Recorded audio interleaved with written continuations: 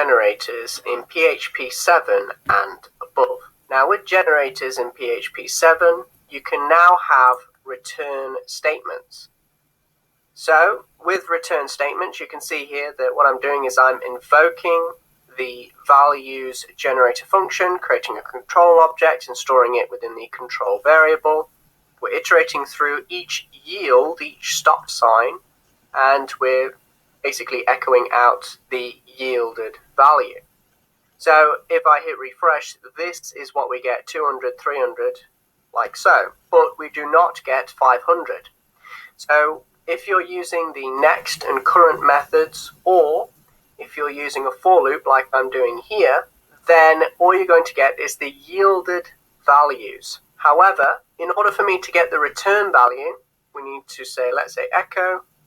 Let's put in a line break right here. And then on there, we want to concatenate this value, this integer that's going to be returned, 500. And again, we need to control the execution of our generator function. And we want to run the getReturn method. So now when I run the getReturn method, it's going to return the value of 500, the value within the return statement. And again, this value could be an object, it could be even a callable object if you wanted it to be. So remember that anything can be returned. So it's going to return, let's say, 500 in this case. And then we're going to echo that out. So that'll be 500, and then you can concatenate that onto the string. So it'll just be one string like so, and it'll echo that out onto the page. So if I hit save now and I hit refresh, you'll notice we get 500. But also please do note that we have gone through all of the stop signs, all of the yields first. That's very important. If you try to get the return statement's value before you've gone through all of these stop signs, aka I'm starting here and I'm asking it to get the return value. This is right at the end of the function. We've not run the for loop yet to go through the yield signs, the stop signs. Then let's see what happens. I'm going to save that and hit refresh. You'll see fatal error. Cannot get return value of a generator function that hasn't returned, and so forth and so on. Because what it needs to do is it needs to go through these stop signs first, and then you can pull out the return. So it's very important where you invoke the getReturn method. Also, in PHP7, it allows you to yield from other generator functions. So previously, we discovered that we can say yield from, and then we can, let's say, have an array. So I could say 100, 200, and then 300. Save it and hit refresh, and you'll notice it yielded at each value within this traversable array object. But you can also now in PHP7 yield from another generator function. You can actually link generator functions together. This makes generator functions even more powerful. So let's create another generator function. I'm just going to create a function, give it a name of gen2, and let's create a yield statement.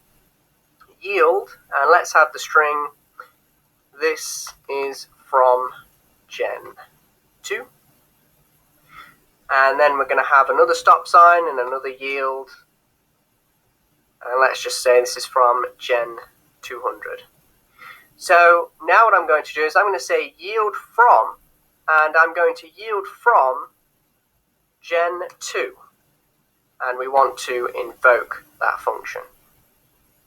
So you can see here that we are invoking another generator function, and this generator function has two yields. So let's save it and hit refresh, and you'll notice it says this is from gen2 and this is from gen200, which came from this generator.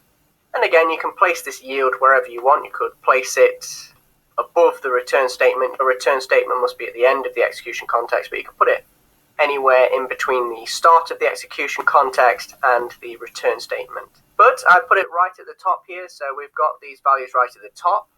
And then you also have 300 and 500, as you can see here. So this is also something new in PHP7, and now if you think about it, it's even more powerful. I can write several generator functions and I can allow them to link to one another. So we have a really nice hierarchy with our functional programming.